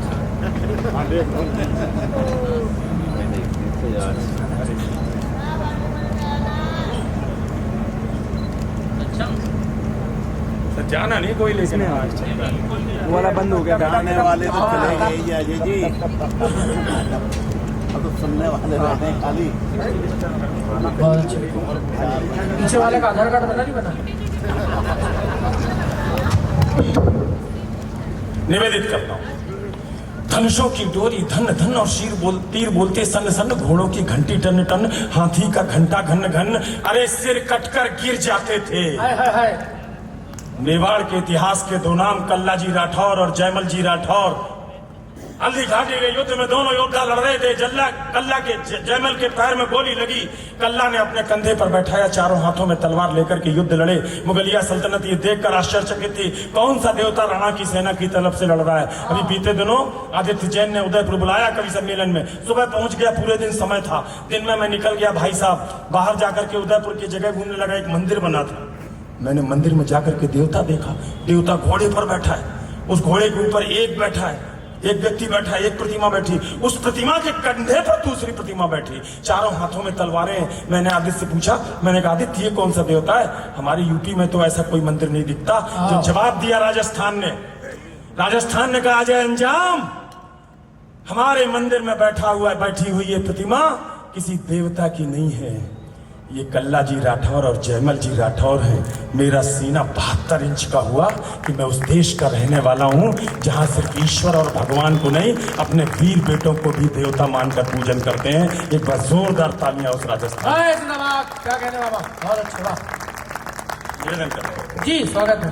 सिर कटकर गिर जाते थे पर लोथें ही अड़ती रहती थी, और कहीं बिलक घर से होकर बस बाजू लड़ती रहती थी। जिसको भमोड़ देता चेतक उसका बख्तर कट जाता था, जिसको भाला घुस जाता था गुब्बारे सब फट जाता था। अगली पंक्ति पर पूरे सदन की तालियां। वो नीले घोड़े का सवार तूफान दिखाई देता था, जिस ओर निकल जाता चेतक शमशान दिखाई देता था। जय जिंदाबाद। वाह वाह वाह। अभिनंदन करता हूँ, प्रणाम करता हूँ, अभिनंदन करता हूँ। वाह वाह वाह वाह। घोड़े का सवार तूफान दिखाई देता था, जिस ओर निकल जाता चेतक शमशान दिखाई देता था। अगली पंक्ति में चेतक को ला रहा हूं हल्दी घाटी के युद्ध से बल्लभगढ़ के इस मैदान में। अगर शब्दों से ही महसूस करा दूं चेतक कहीं आसपास से निकल गया तो उसके पैरों की ताल के साथ अपनी तालियों की आवाज मिलाना। वो नीले घोड़े का सवार तूफान दिखाई देता था, जिस ओर निकल जाता चेतक शमशान दिखाई देता था। चेतक आ रहा है।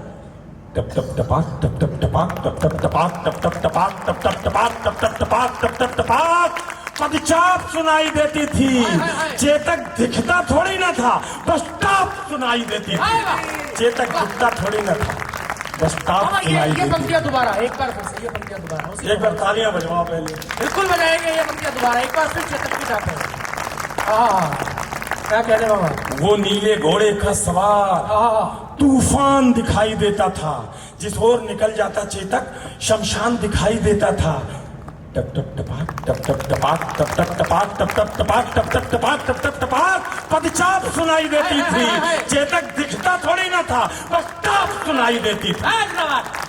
तालियों की आवाज में वो ऊर्जा नहीं है कि मुझे लगे कि कुरुक्षेत्र के लोगों के बीच खड़ा हूं।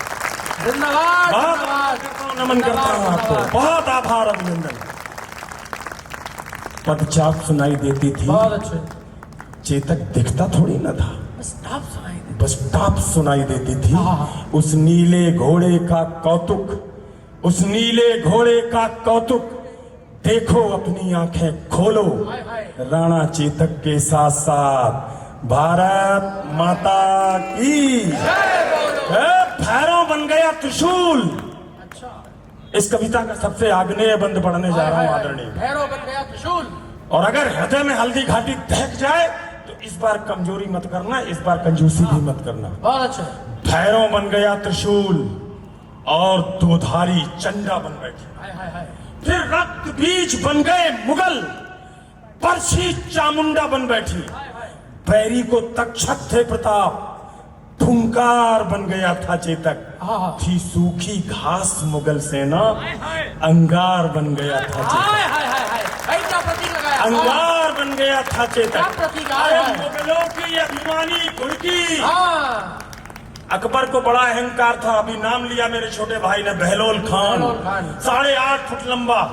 एक बात मैं आपको गोपनीय बता दूं, इतिहास के पन्ने पलट के देखना, उसमें लिखा है हमारे सनातन के बच्चों को देखता था बहलोल खान 1 माह के, 2 माह के, 3 माह के, 6 माह के, तो दोनों अपनी बड़ी करतलों के बीच में खोपड़ी दबाकर मसल देता था, तटना चूर कर देता था। अकबर को ये अहंकार था, इससे कौन जीत सकता है।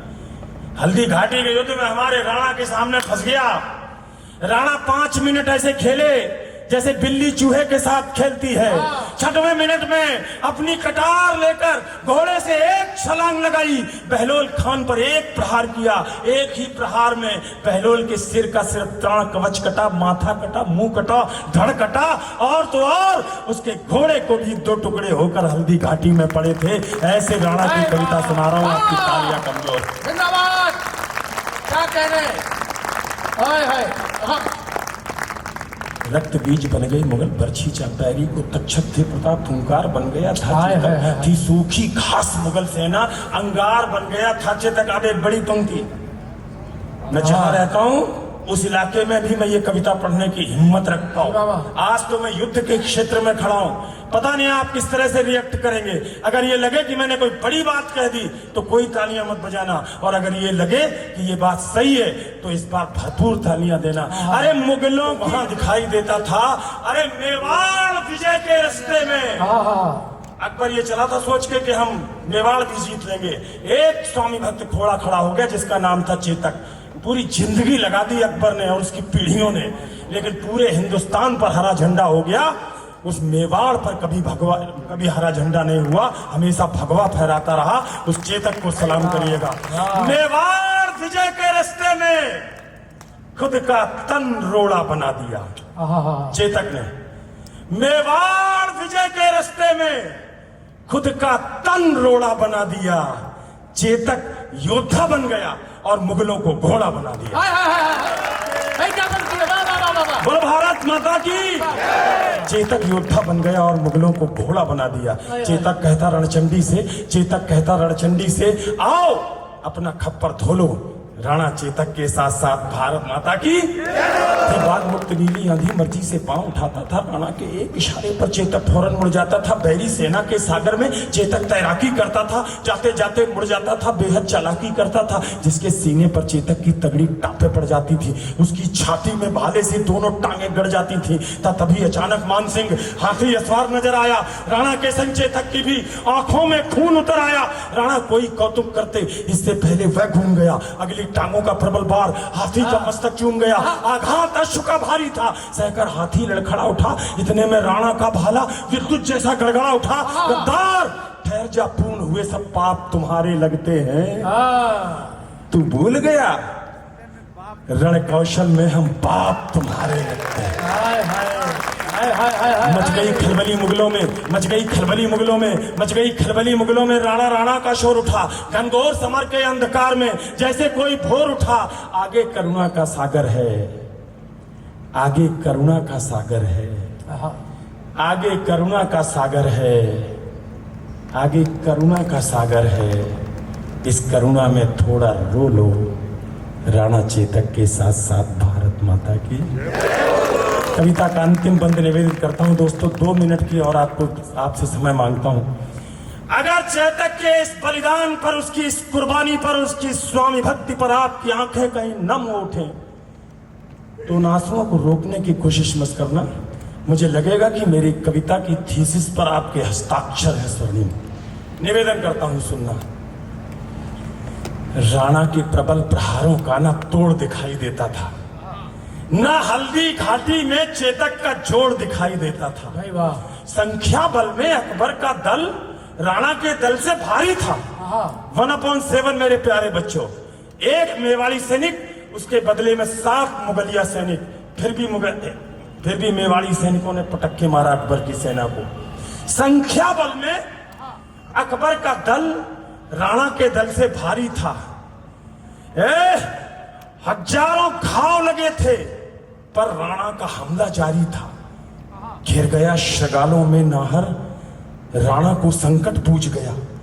पर एक लिंग का हठीपूत 2 धारी लेकर जूझ गया। इतने में झाला आ पहुंचे। झाला मन्ना, झाला मानसिंह, बड़ी सादड़ी के रहने वाले, राणा के सबसे बड़े दोस्त। आज की हमारी पीढ़ी ये कूल डूड हाईब्रो करने वाली ये सोचती कि हमसे ज्यादा अच्छी दोस्ती कौन निभाएगा। हमारे युद्धों का इतिहास पढ़ो। एक दोस्त के सामने दूसरा दोस्त घोड़ा दौड़ाते हुए आता है और कहता, राणा संकट बड़ा है, मेरे से हिंदुस्तान का कोई भला नहीं हो सकता। तुम मेवाड़ के राजा हो, कल तुम्हें नया इतिहास लिखना है। तुम अपना कवच कुंडल, अपनी पगड़ी, अपना बर्छी, अपना ढाला सब मुझे दे दो। मुगलिया सल्तनत को ये लगेगा कि ये राणा है। एक दोस्त दूसरे दोस्त से क्या कह रहा है हल्दी घाटी के युद्ध में, राणा तुम्हारी मौत का वर्ण आज मैं करूंगा। हमने ऐसी दोस्तियां निभाई हैं, उन दोस्ती के नाम पर आपकी तालियां मांगता हूं। इतने में झाला आ पहुंचे, बोले, राणा प्रस्थान करो, तुमसे कल को आशाएं हैं, कुछ उसका भी तो ध्यान करो। राणा बोले, रण में झाला, मैं इंच इंच कट सकता हूं, पर पैच भवानी तुलजा की मैं कभी नहीं हट सकता हूं।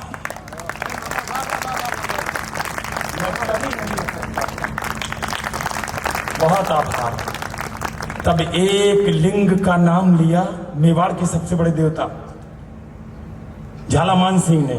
तब एक लिंग का नाम लिया, दे घोर शपथ झाला बोले, दुश्मन का वार लिया खुद पर, होकर लथपथ झाला बोले, इनको मैं धूल चिटा दूंगा। देखो तुम कल के मंगल को। झाला ने कसम दिलाई तो राणा चल निकले जंगल को।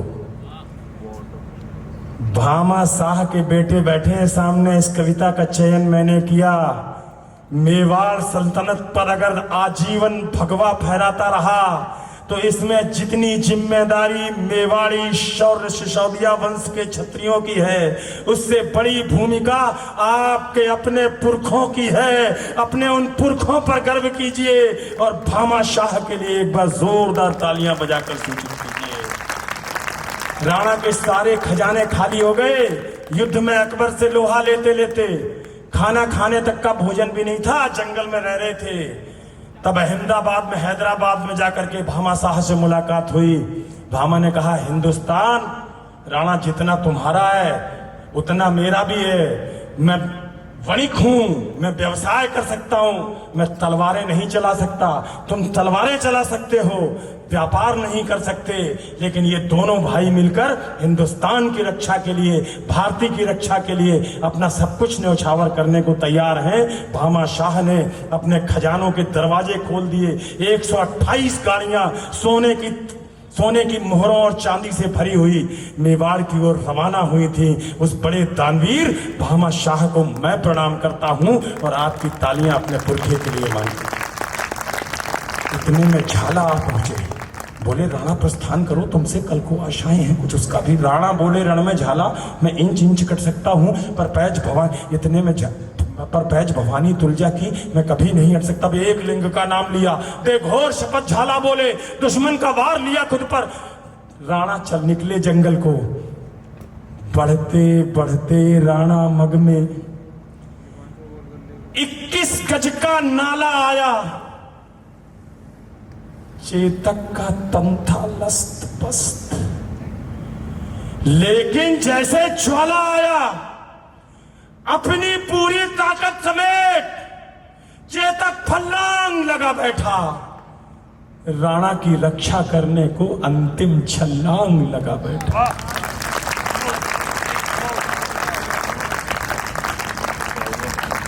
प्रणाम करता हूं सरदार जी आपको।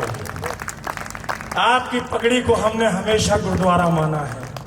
ये उस तेग बहादुर की वंश परंपरा के बेटे हैं जिनके 2 बेटे जब चमकौर के युद्ध में शहीद हो गए। 2 बेटों को मुगलिया सल्तनत ने पकड़ लिया, जोरावर सिंह और फतेह सिंह। दोनों को दीवार में चिलवा देने का हुक्म हुआ। दोनों बेटों को दीवार में चुना जाने लगा। छोटा बेटा साइज में छोटा था, उसकी नाक तक सीमेंट गारा पहले आने लगा, उसका दम घुटने लगा। बड़े की आंखों में आंसू आ गए। छोटे ने मुंह ऊपर किया, भैया अभी तो हमने चमकौर के युद्ध में 2 बेटों की शहादत दी, अपने 2 भाइयों की शहादत दी, तब तो मैंने आपकी आंखों में आंसू की एक बूंद नहीं देखी। आज हिंदुत्व की रक्षा के लिए अगर मैं शहादत देने जा रहा हूं, सनातन की रक्षा के लिए अगर मेरी कुर्बानी हो रही है, तो जोरावर दादा आपकी आंखों में आंसू क्यों? जोरावर ने जो जवाब दिया, 1.25 लाख थे, 1 लड़ाऊं तब गोविंद सिंह नाम कहाऊं। वंश परंपरा के लोग बैठे, एक बार तालियां सूचित करना। पहले बात सुनिए, जवाब क्या दिया जोरावर ने। जोरावर ने कहा, बेटे फत्ते, सिख संप्रदाय में 5 प्यारों में ये कोई भूमिका ही नहीं है कि कोई शहादत हो, कुर्बानी हो, किसी बेटे की आंखों में आंसू आ जाए। मेरी आंखों में आंसू सिर्फ इसलिए हैं कि इस धरती पर तेरे से पहले जन्म मैंने लिया था। इस धरती को छोड़ने का पहला अधिकार भी मेरा था, लेकिन तू साइज में छोटा है। आज मुझसे पहले शहादत तू दे रहा है। बेटा, तेरी इस कुर्बानी को मैं प्रणाम करते हुए बिलख रहा हूं। मैं बहुत प्रणाम करता हूं उस वंश परंपरा को। एक बार जोरदार तालियां बजाइए। आंसू आ गए हैं सरदार। एक बार उनके आंसुओं के सम्मान की रक्षा के लिए सब पूरा सदन बताए कि हम भी तेग बहादुर के बेटे। मेरे साथ बोलना, जो बोले सो निहाल। श्री अकाल। आवाज भी बेटा कमजोर पड़ जाएगा। जो बोले सो निहाल। श्री अकाल। इतने में झाला आ पहुंचे, अपनी पूरी ताकत समेत चेतक फल्लांग लगा बैठा, राणा की रक्षा करने को अंतिम छलांग लगा बैठा। उस नील अश्व ने स्वामी भक्ति का पाठ सभी को सिखा दिया। करवट लेकर बेजान शीश राणा चरणों में टिका दिया। फिर लगा अचानक घोटक ने जैसे अपना मुंह खोला हो। चलते चलते, मुझे पता है घोड़ा बोल नहीं सकता, लेकिन एक कवि को कल्पना है, छूट है मैडम, सिर्फ 2 लाइन। कवि को छूट है कल्पना में कि अगर घोड़ा बोलता तो क्या बोलता, ये लिखने की छूट है। फिर लगा अचानक घोटक ने जैसे अपना मुंह खोला हो। चलते चलते जैसे शहीद चेतक ने बस ये बोला हो, मालिक मालिक मालिक, मेवाड़ घराने का मैं कर्ज चुका कर जाता हूं। माथा सहला कर विदा करो, मैं फर्ज निभा कर जाता हूं। बस एक प्रार्थना है स्वामी, बस एक निवेदन है स्वामी, बस एक याचना है स्वामी, शत्रु का सिद्ध षड्यंत्र न हो जब तक चेतक की याद रहे। मेवाड़ मेरा परतंत्र न हो, चेतक मेरे बेटे भैया। हा लाल वीर चीत्कार उठा, चेतक को बाहों में भरकर वो घायल शेर पुकार उठा। चेतक तेरी बलिदान कथा हिंदुस्तान भी गाएगा, गाएंगे श्याम नारायण भी, हर नौजवान भी गाएगा। चेतक तेरी सौगंध मुझे दुश्मन का नाम नहीं होगा। हल्दी घाटी के युद्ध में आज से 600 साल पहले हमारे एक वीर पुरखे ने सौगंध उठाई थी चेतक की। 6 सदियां हमने गुजार दी, लेकिन मेवाड़ पर कभी हमने दुश्मन का आधिपत्य नहीं होने दिया। उस वचन की रक्षा करना जो राणा ने चेतक को दिया था।